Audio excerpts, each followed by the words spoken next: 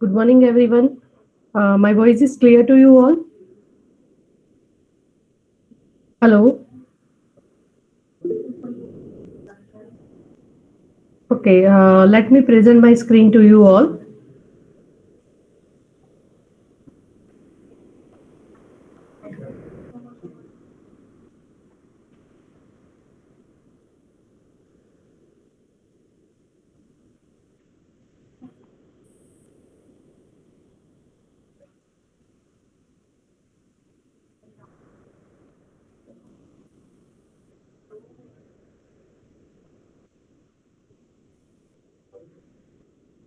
My screen is visible.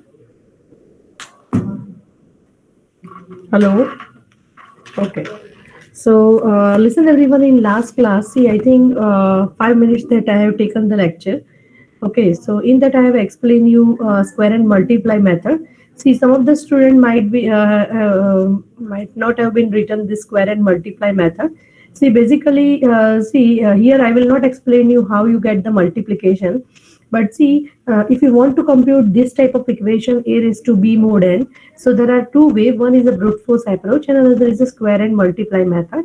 So in brute force approach, the b minus 1 multiplication is required in square and multiply log b base 2. How that I will not explain you. It's a part of that. So this square and multiply method is known as a fast exponentiation method. And when I explain your RSA algorithm, so at that time this a raised to b mod n, this type of calculation is required in if you want to solve the RSA algorithm, right? So that's why I will explain you all these mathematical steps. Now, see this algorithm for square and multiply. If you want to write, please write down everyone. I will give you a 2 minutes. Okay. So because based on that, I will explain you an example. Okay. So see in last class, have you written this particular algorithm? Yes or no? Hello. Can you hear me? See, please communicate with me so I can understand. See, how can I communicate with you? In mathematical, the communication is required.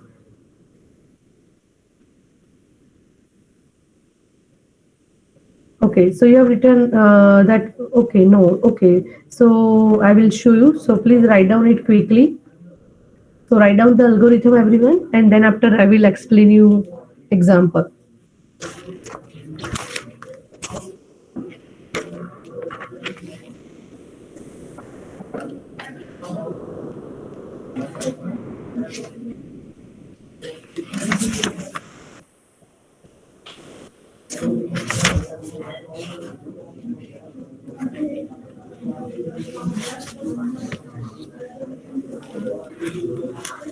Janil, Euler-Torsion function is done in your class. Please unmute yourself and tell me.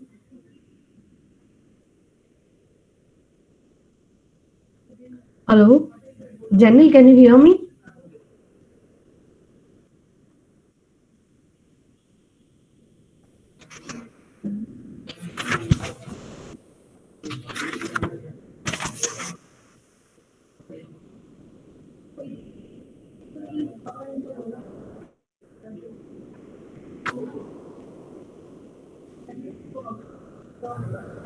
Listen, in last class, okay, Janil, and listen, the congruence function that I have explained in your class, yes or no? Congruence function.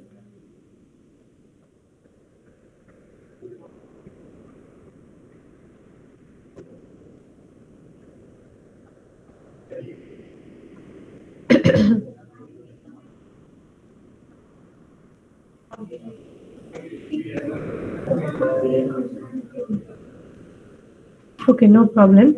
If you don't want to. Mhm. Okay, so listen everyone, the algorithm is a raised to b mod n. So in that what you have to do, first of all, whatever the value of b is given, first you have to perform the binary of it. Okay, so first you have to write the binary of it, and what are the steps? First initially z equals to 1, that you have to initialize. For I equals to c, you have to start from this bit, okay, up to the you have to start from here right up to the end, right? The for loop is repeated. Now then after, what you have to do, initially the z is 1. Okay, so what you have to perform, z equals to z square mod n. Okay, now then after, what you have to check, if this bit value, right, once you write the binary, if this bit value is 1, then what you have to do, so z equals to z cross e mod n, right? So in this way you have to write. Okay, so now this is your algorithm. Now I will show you an example so you can understand. So let's say,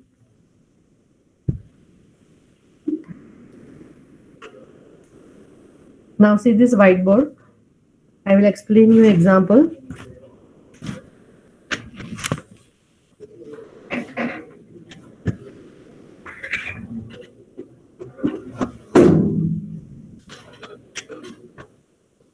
Okay, so listen, suppose 7 raised to, just wait.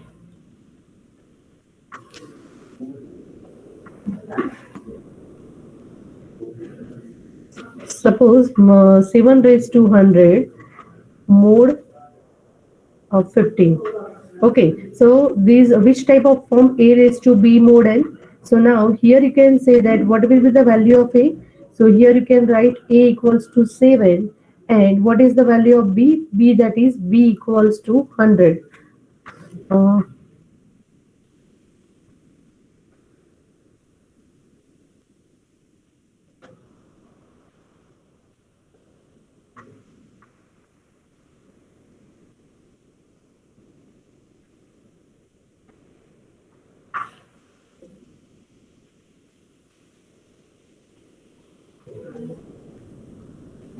B equals to 100. So these are which type of form, a raised to b mod n, where a equals to 7 and b is 100. Now then after, what you have to do, you have to write in this way. You have to write in this way. First you have to write bit value that you have to write. Just wait.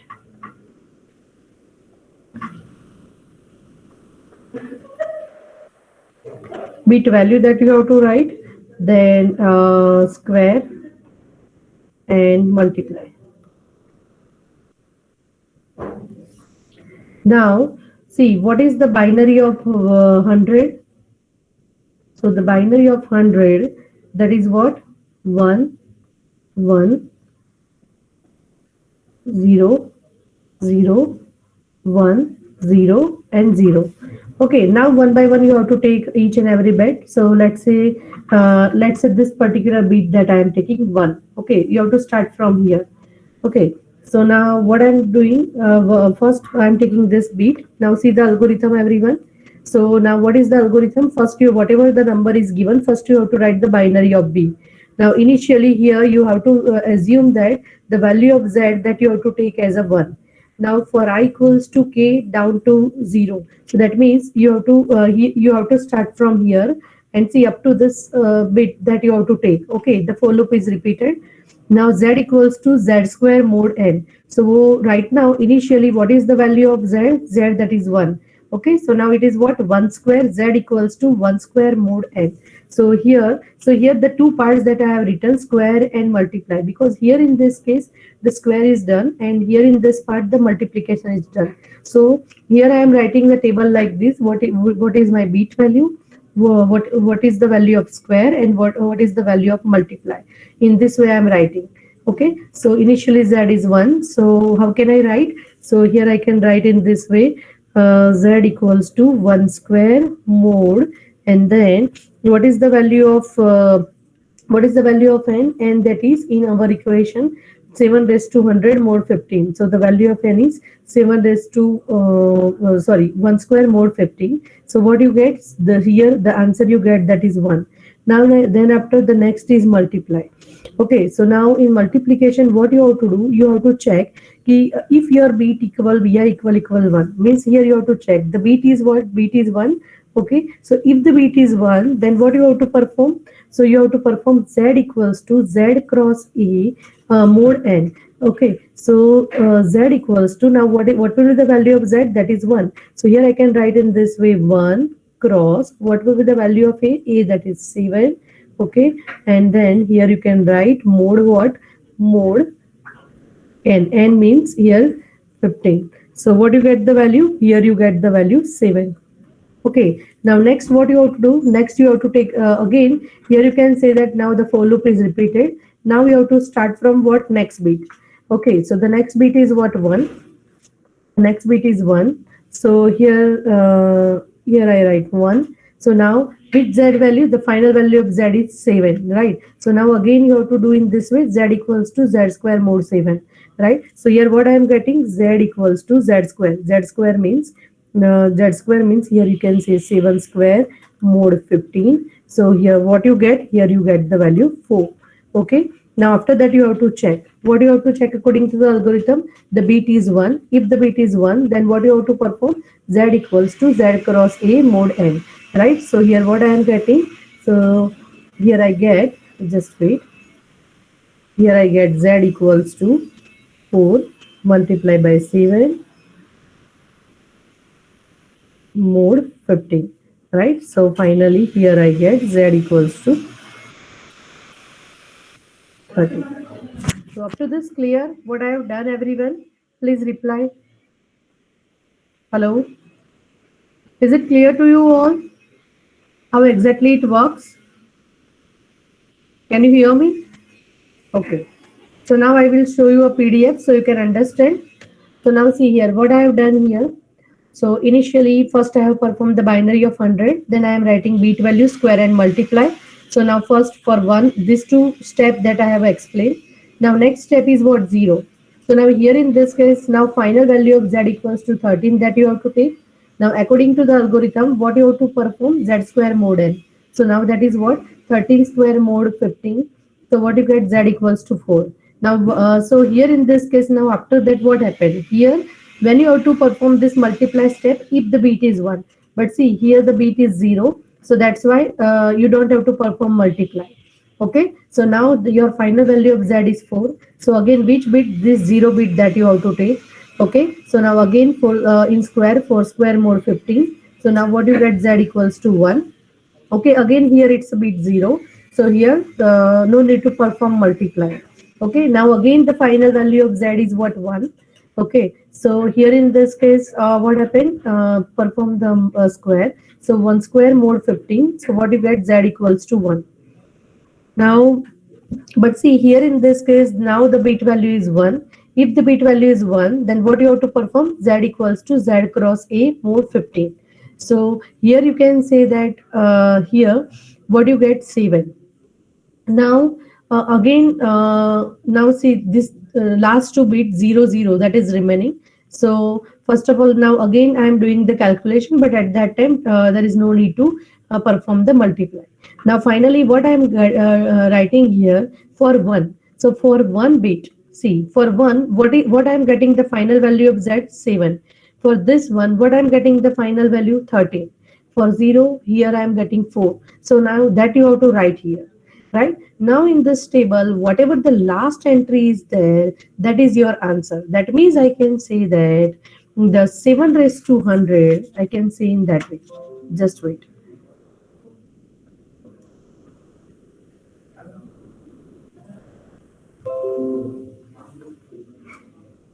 So that means here I can say that 7 raised to 100 mod 15, that is equals to 1, and this is my final answer. So is it clear to you all? Is there any doubt? Okay, thank you. So this method is very helpful in RSC algorithm. So you have to remember this a raised to b mod n, this calculation that you have to remember. Now the next point. There are two theorems. See, in next lecture onwards, I will explain you what is the concept of asymmetric key cryptography, or you can say asymmetric or public key cryptography concept. But for that, these mathematical concepts are required. So there are two theorems that play very important role in a public key cryptography. One of the theorem is that is Fermat theorem, and another is a Euler's theorem. So what the Fermat theorem says, the Fermat theorem state the following: if P is a prime and A is a positive integer not divisible by P, then what you can say, A raised to P minus 1 congruence 1 mod P. Now can anyone tell me what do you mean by congruence? What do you mean by congruence? Abhi, can you unmute yourself? What do you mean by congruence?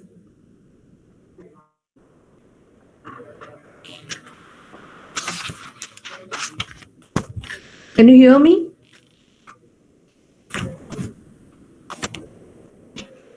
So yes, same in nature means what we are trying to say. Which type of property, Harsh? Hello? Are you talking about which type of property?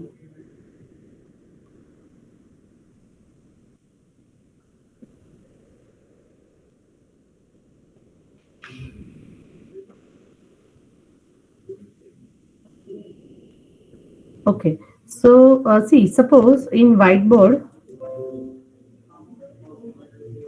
I will show you.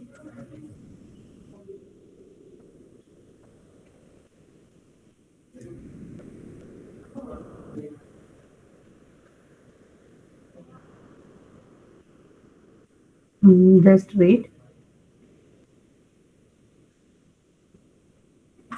Okay. So listen, I am writing here. A and B are congruent. See, first you have to understand this congruent concept. So A and B are congruent.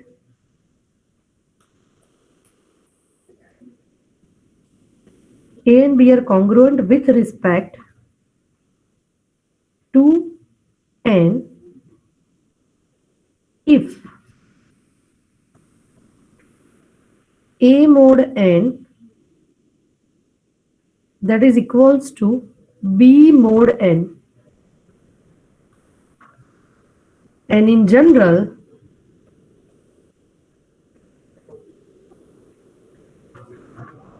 you can write in this way: A is congruence. This is a sign for congruence relation. A congruence B mod N. Now listen. So in maths, if see here you can say that if A mod N equals to B mod N, then in mathematical you can write in this way: A is A congruence B mod N. The meaning of it is either you perform A mod N or you perform B mod N. The answer is same. Now see, tell me, can I write 0 congruence 26 mod N? Sorry, 26 mod 26. Can I write 0 congruence 26 mod 26? Please reply. Can I write in this way? Because see here I can say that if I perform 0 mod 26 or if I perform 26 mod 26, then I am getting what? 0. So that means I can write in this way: A is congruence B mod N. The meaning of A congruence B mod N is A mod N equals to B mod N. Now, can I write in this way: 1 congruent, sorry, just wait. 1 congruent 27 mod 26 congruent 53 mod 26. Can I write in this way, everyone? Please reply. Yes. So why? Because when I perform 1 mod 26, if I perform 27 mod 26 or I perform 53 mod 26, in all the cases I am getting 1. Right? So that's why, see, this is the concept of congruence.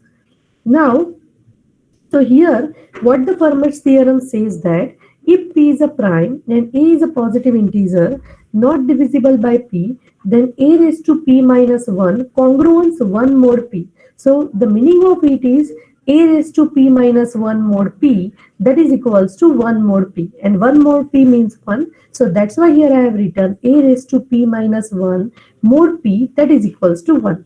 Right. So now in the Fermat's theorem, what you have to understand? So the condition that is whatever the see P must be prime. P if when you can apply this Fermat's theorem. So if P is a prime, A is a positive integer and is not divisible by P. And one more condition that you have to that I have not written here, but you have to keep in mind the GCD of A and P that is equals to 1. So when you can apply the Fermat's theorem, if P is a prime, A is a positive integer, it's not divisible by P, and the GCD of A and P is 1, then you can apply the Fermat's theorem. Okay, so now here in this case, here I have written, suppose A equals to 3 and P equals to 23. So let's solve that example.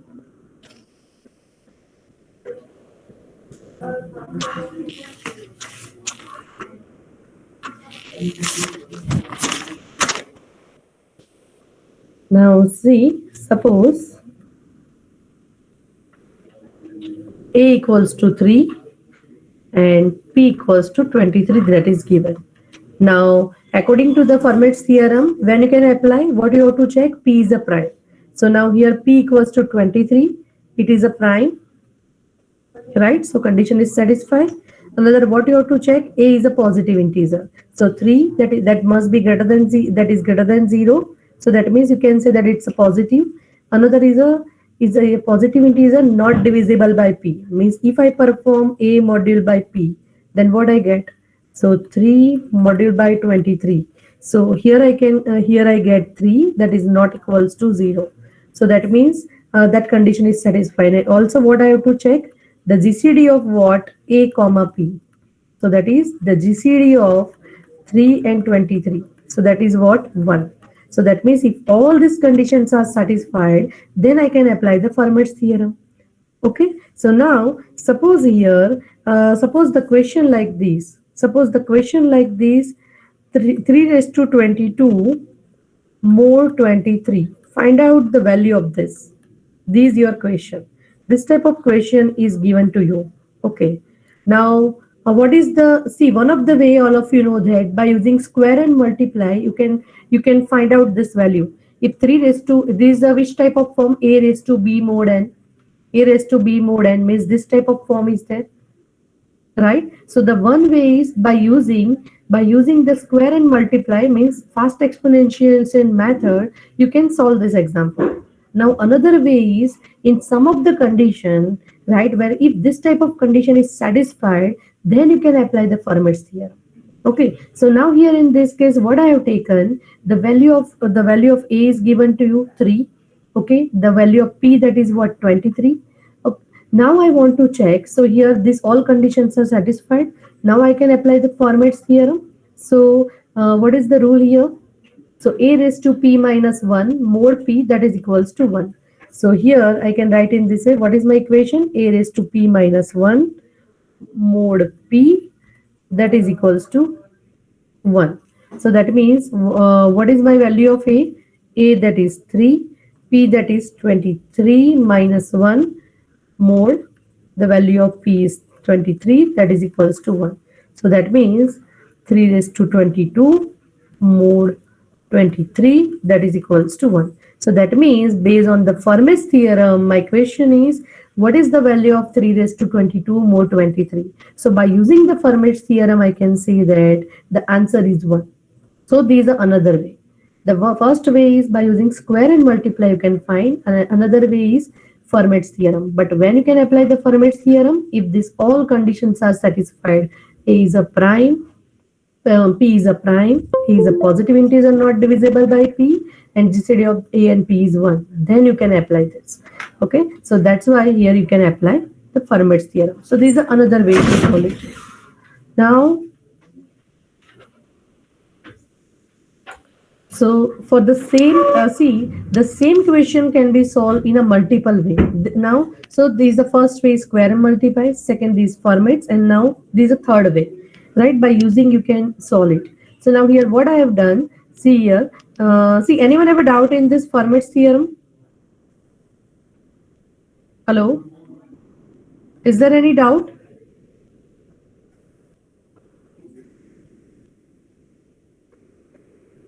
Okay. Okay, now see, I will give you an example. Please reply everyone.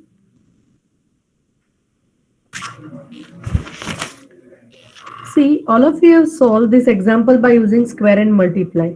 7 raised to 100 mod 50. Okay, so that you have solved by using what? Square and multiply. In that, what you are getting the answer? 1.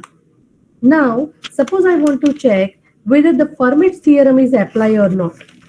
So please verify and tell me the answer. I will give you 2-3 minutes. Quickly tell me whether in 7 raised to 100 mod 15, in this case, the Fermat's theorem is applied or not.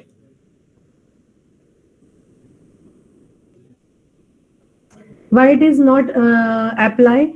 Deepak, Jeet, can you give me the reason? 100 is not a prime. Okay. Okay, 100 is not a prime. Now see, now just I will give you one hint. Now instead of this,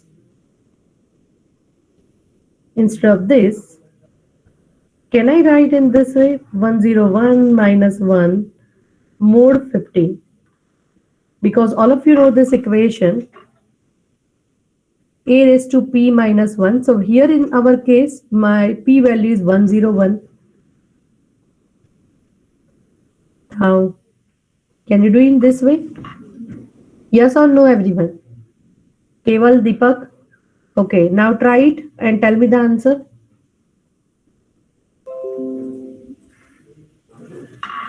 So quickly do it, everyone.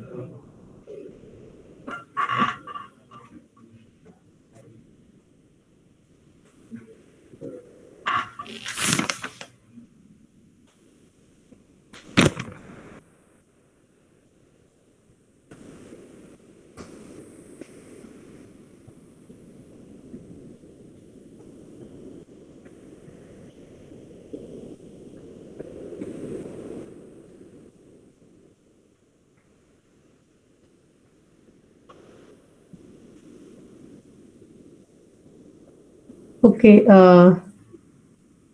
so Keval, okay, theorem can be applied, right? So what you have done, Keval, can you unmute yourself? Yes, ma'am. Am I audible? Yes, you are audible, Keval. So what you Ma'am, have first done we here? have, yes, yes, ma'am. First we have written that 7 raised to 101 minus 1 more 15. So Yes, by this we can means we can define the values of A and P. Now in our case, A value is a 7 and P hmm. value is 101. Yes, Now if exactly. the first condition is that P is prime. In our case, P is prime. Yes, Then second condition is P is divisible by A, then not it should not be divisible by A. It is also satisfied, and GCD of A and P, which in our case is a GCD of a 7 and 101, should be 1, and it is 1 in our case, so that we can say that theorem can be applied. yes, exactly. So that means here I am getting which value? Same value. Same. So now all of you know that see the cable you are correct. So that means here you can say that the same thing that see here I have implemented. So 7 raised to 100 in this way I have done. See here there is one mistake here. It is greater than 0, that term that I have to write. It is not equal. So according to the Fermat's theorem, I can write in this way. 7 raised to 100 mod 15 that is equals to 1. Right. So here you can say that if you want to solve this type of form a raised to b mod n, so then I can say that there are two ways. Either I can solve it by using a square and multiply, or I can solve it by using a what Fermat theorem. So there are different way by using you can solve. But the Fermat theorem can be applied if the condition is satisfied. Otherwise, that square and multiply it's a generalized method. Clear, everyone? Is it clear to you all?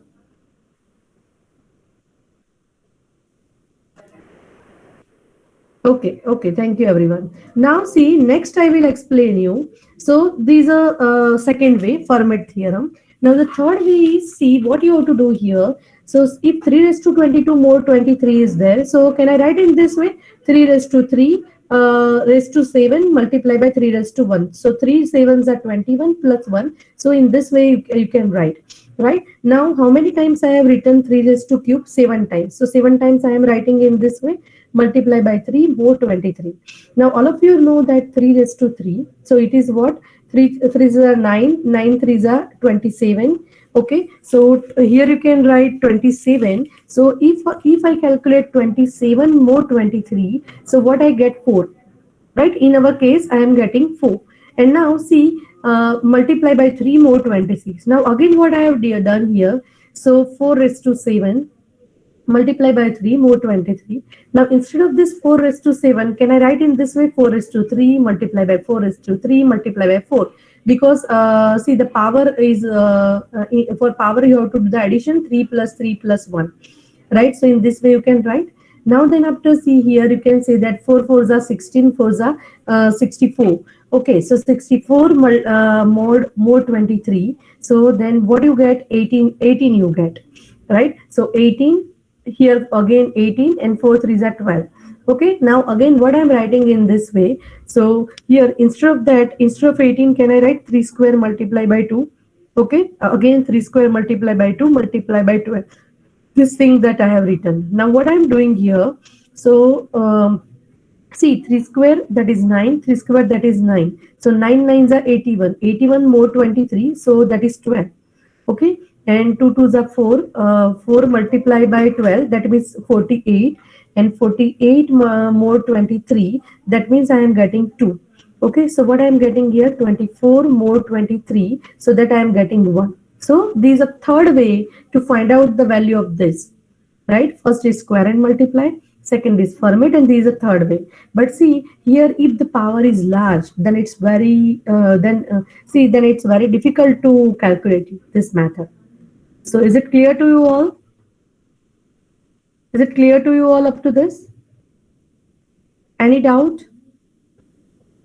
Okay, so I think all are clear. Let's move on to the next point.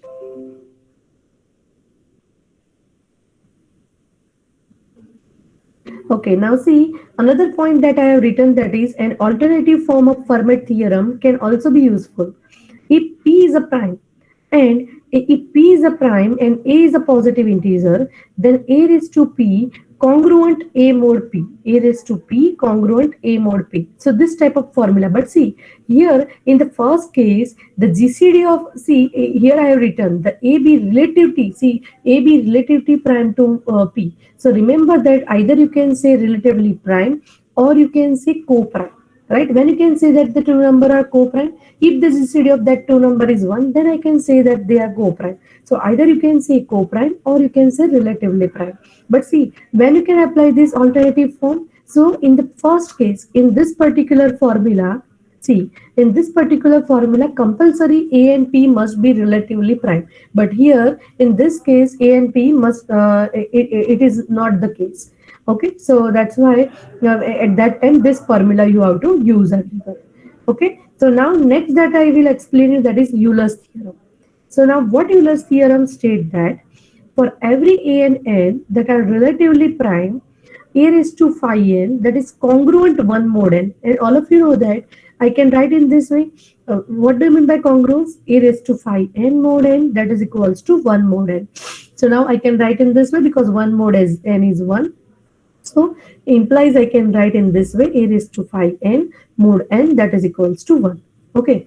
Now, so in Euler's theorem, you have to check A and N must be co-prime. Co-prime means GCD of that two is 1. That you have to check. Now see, again see in each and every example, I have taken the same question. See, initially in the first, see, in very beginning, I have explained you 7 raised to 100 mod 15. The same example that I have solved by using square and multiply. Again, the same example that I have solved by using the Fermat's theorem. If in exam the question like this solved by using a Fermat, then you have to apply this.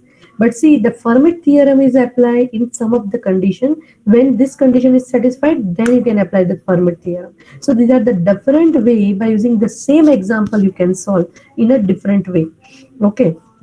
Now another is if I want to calculate this 7 raised to 100 mod 50. So suppose, let's say I want to check whether the Euler's theorem is applied or not. So what I'm doing here, so according to this equation, I can say the value of A is 7 and the value of N is 15. Now, all of you know that they are relatively prime because the GCD of 7 and 15 is what? 1. So now, if the GCD of 7 and 15 is 1, so what I can do? So I can apply the apply the Euler's theorem, right? So now, when I apply the Euler's theorem, so how can what I can write? So phi of n. So phi of n, that is equals to phi of n, that is equals to phi of 15. Okay. Now all of you see this 5 rules that I have explained. Some of the rules that I have explained earlier. Have you remembered that rule? Yes or no? Okay, so what is the rule of phi n? Can anyone tell me? Please reply.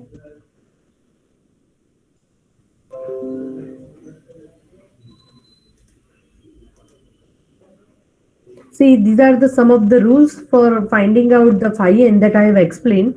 See, if you remember that phi of 1 equals to 1, then phi of p, that is equals to p minus 1 if p is prime, right? That rule that I have explained.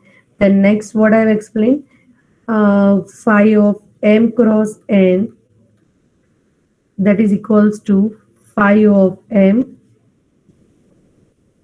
just wait, multiply by phi of n, and here also the condition is if m and n are relatively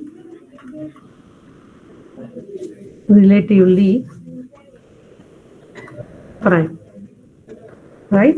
Now then, after the another rule is 5 p raised to e, that is equals to p raised to e minus p raised to e minus 1 if p is a prime. So these are the rules that I have explained earlier. So now see here, if I want to calculate the value of phi of n, so phi of 15. So instead of that, can I write 5 in bracket 3 cross 5? Now see, all of you know this formula 5 m cross n. If m and n are relatively prime, so obviously this 3 and 5, they are a co-prime because the GCD of 3 and 5 is 1, right? So that's why instead of that, can I write 5 m cross 5 n?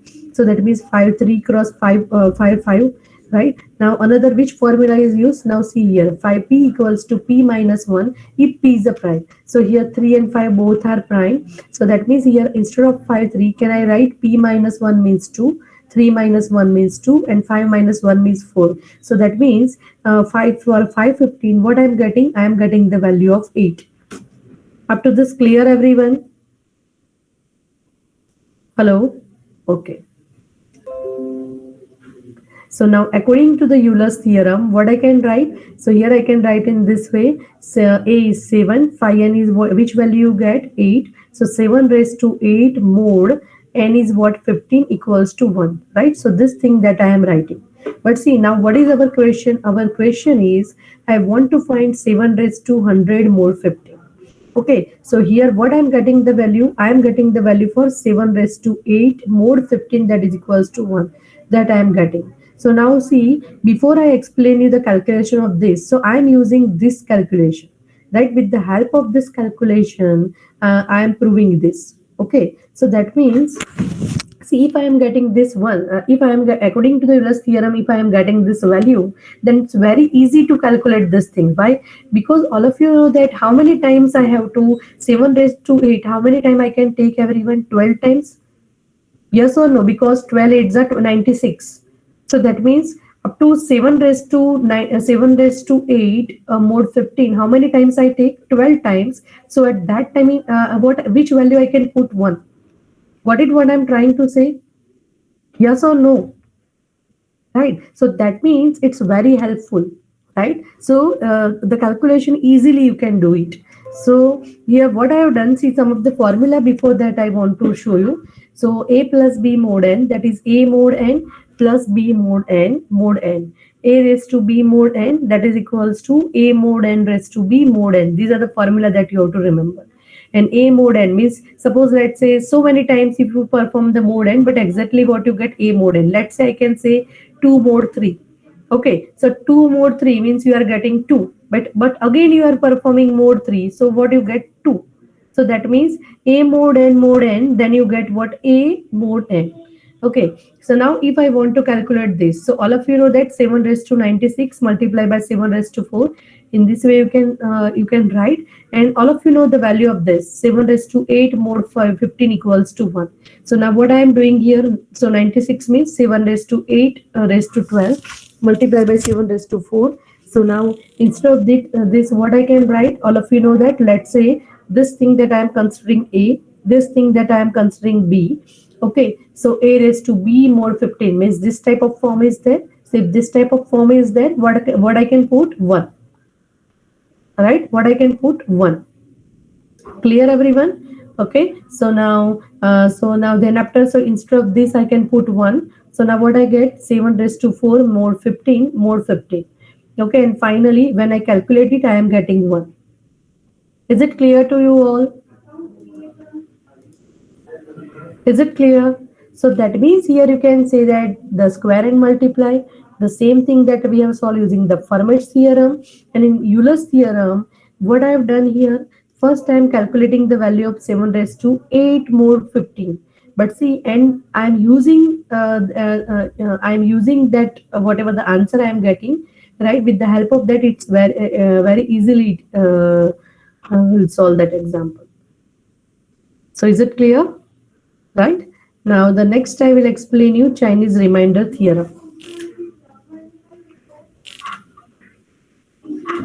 Any doubt up to this? Fermat's Euler theorem? Any doubt? Can I explain you the next topic?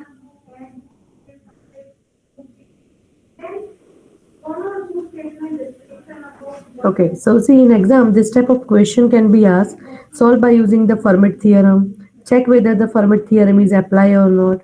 If it apply, then what will be the result, right? So this type of question can be asked in exam. Okay.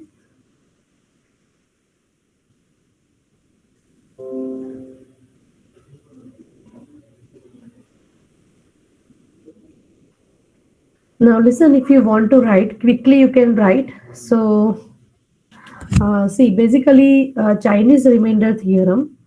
This Chinese remainder theorem is used to solve a set of congruent equation. If you want to solve a set of congruent equation with a one variable, these are the set of congruent equation with the one variable, but different modulo are there which are relatively prime. So in that case, you can use the Chinese remainder theorem. Again, I repeat, the short form is CRT. The CRT is used to solve a set of congruent equation with a one variable but different modulo which are relatively prime. Okay, so this is a basic definition of Chinese remainder theorem. Now see, this is algorithm, but just I want to tell you this thing. See here only one variable is there, but the different modulo, and when you observe that 3, 5 and 7, right, they are relatively prime. What is the meaning of it? If I am performing the GCD of 3, 5 and 7, then what I am getting? 1. Clear? So now you can apply the Chinese remainder theorem. Okay, so now in Chinese remainder theorem, you have to remember this algorithm, and with the help of that, you can solve the Chinese remainder theorem. So initially, this thing is given to you in exam. Now, what you have to do? This is the algorithm that you have to remember. If you want to write, so please write down everyone so you can understand the example. See, so here you can say that in this equation have a unique solution if the modulos are relatively prime. So we are getting the some unique solution we are getting. Right, now you have to go step by step procedure and find out the x. Now what you have to do? So initially the first step is, see, one by one, see, I will show you the example and each and every step I will show you so you can understand. What is your step number 1? M equals to M1 cross M2 cross MK that you have to perform. So, right, so one by one we will see example and comparing with algorithm so you can understand. So this type of, see right now, don't see this part that I will show you. See, these are cross verification. So if you want to check whether my answer is correct or not, so this is a trick that I will show you later. So now what you have to do initially, all of you know that. See this equation x equal congruent a1 mode. So this is the value of a1, a2, and this is the value of m1, m2, and these x. Okay. So now this thing that you have to remember. So a1 is 2, a2 is 3, a3 is 2, then m1 is 3, m2 is 5, and m3 is 7. Now what is your step number 1 in Chinese reminder? In step number 1, m equals to m1 cross m2 up to mk that you have to perform. This is generalized algorithm. So now here a total m3 up to m3 is there. So what I'm doing, m equals to m1 cross m2 cross m3, right? So here what I'm getting the answer 105. So the value of m is 105. Up to this clear everyone? Up to this clear? Hello? Is it clear to you all? Please reply. Okay. Now then after, what is your next step? See here. The step number 2 is you have to see here. Here you have to write capital M1, because see, if you don't write capital and small, then you may confuse. Okay, so use this type of letter. So for your understanding purpose. So now here what I'm writing, capital M1, that is equals to whatever the value of M that I am getting, divide by M1. Right, so now which step that next that I have taken, so capital M1, that means whatever the value of M that I have taken, divide by M1 means this 3 value. Okay, so what I get, 35. M2, that is equals to M means 105, divide by M2, right? Then what you get, 21. Then M3, so M3, that is equals to M divided by M3, so what you get, 15. So now you have a M, M1, M2, and M3, right? So this value you are getting. Now after that, what is your step number 3? Your step number 3 in Chinese reminder, that is find the inverse. Find the inverse. So in inverse, what do you have to find first? M1 inverse mod M1. So you have a 3 M1, M2, and M3. So first you have to calculate M1 inverse mod M1. Then next you have to calculate M2 inverse mod M2, and then you have to calculate M3 inverse mod M3. Okay. So now see here. M1 inverse mod M1. So M1 means 35, 35 inverse mod 3, right? Right now, don't see this line. So 35 inverse mod 3. Now, all of you know that these are which concept? By using the extended Euclidean, you can find the multiplicative inverse. Yes or no? Is there any need to explain this by using the extended Euclidean, how to find the multiplicative inverse? Is there any need to explain? Please reply. Hello? Okay. So I think all of you clear. I will not explain you it again. So what I have done, all of you know that this type of table that you have to create, right? So these my A value 3, these my N value. Now according to that extended Euclidean, so now what you have to check, if the GCD is 1, so whatever the value of T1 is there, that is my answer. But see here minus 1 is there. Okay, so what I have to add here?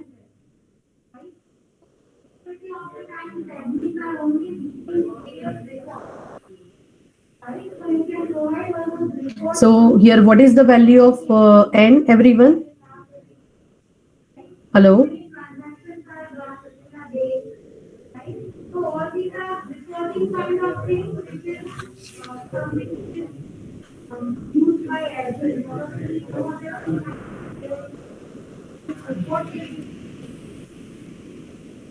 Yes.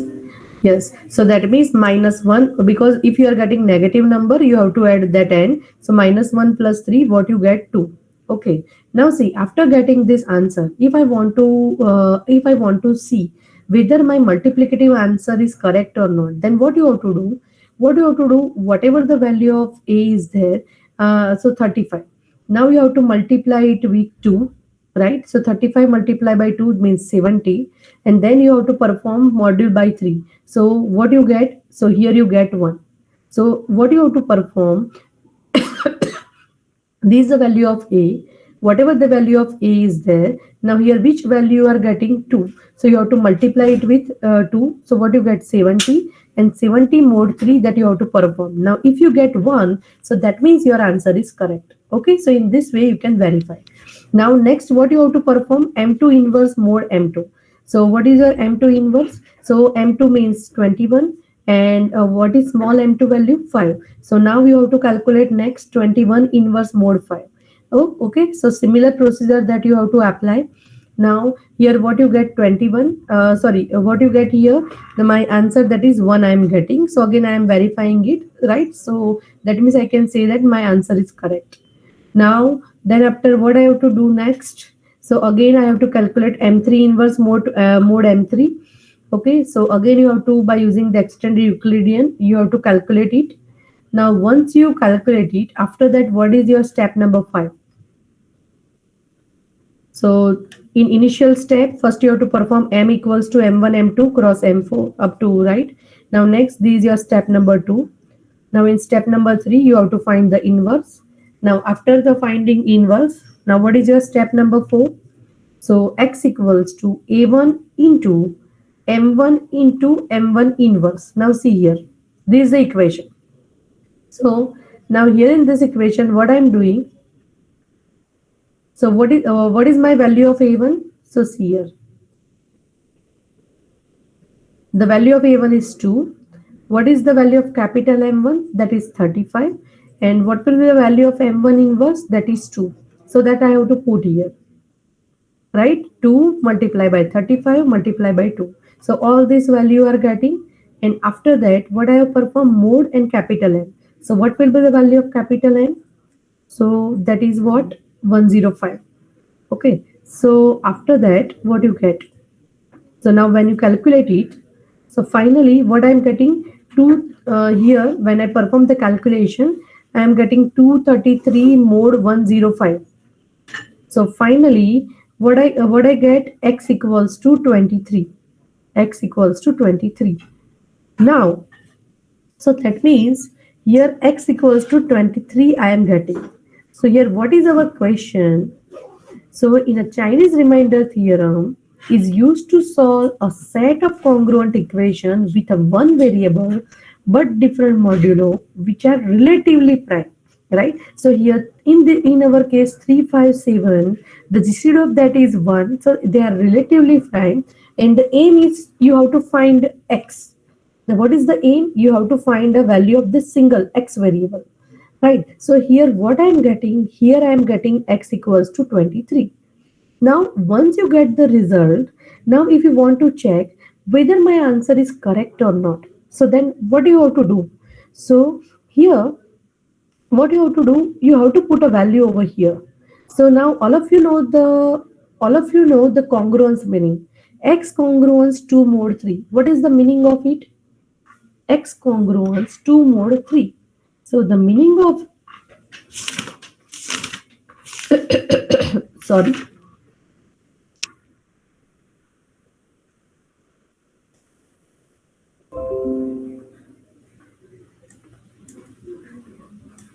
Just wait.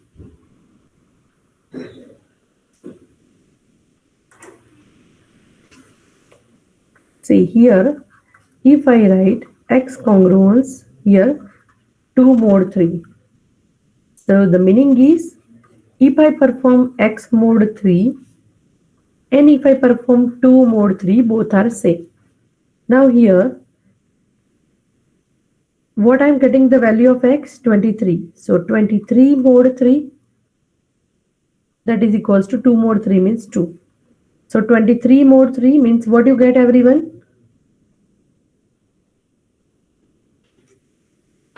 What you get? 2, right? You get 2. So that means here I can say that 2 equals to 2. Clear? So similarly, see here I can say that if I put 23, so 23 mod 3, that is equals to 2. Here if I perform 23 mod 5, then what I get? 5. Means both the side I am getting 5. Sorry, X congruent 3 mod 5. So here I can say if I perform 23 mod 5, what I get 3. Here right side 3 mod 5 means 3, means both the side I am getting 3. So that means my answer is correct. Again, if I perform 23 mod 7, then what I get 2. Here when I perform 2 mod 7, then I get 2. So that means I am getting the correct value of X where it works properly. Now, is it clear to you all? So once you get the result, right? Once you get the result, then you have to cross verify in this way. You have to check whether my answer is correct or not. So is it clear to you all? Is there any doubt in this Chinese remainder theorem?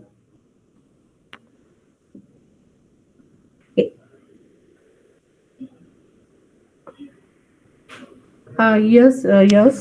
I will upload it because of some time constraint. I will not upload it, so I will take some time and I will upload it. Okay, Yash.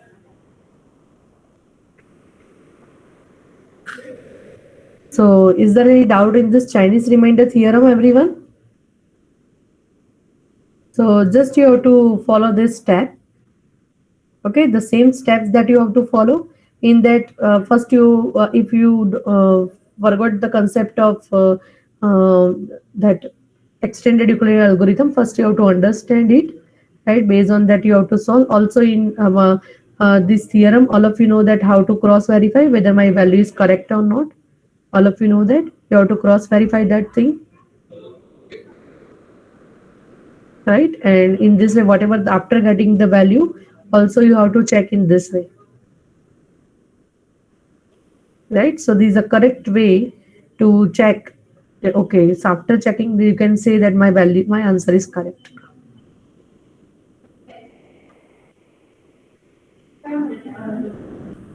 Rikin, no means.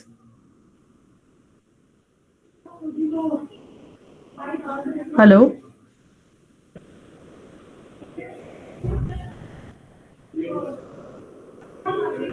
Okay, then thank you everyone. See, I think Friday we have a lecture from 3:30 to 4:30, right, to compensate yesterday lecture. So Friday we will meet. Okay, I will explain you. So see now in from next lecture onwards, now the concept of public key cryptography, or you can say asymmetric cryptography, that we will start. Okay, but see up till now I have explained this mathematical concept because it's required if you want to understand that asymmetric cryptography. Okay, thank you everyone.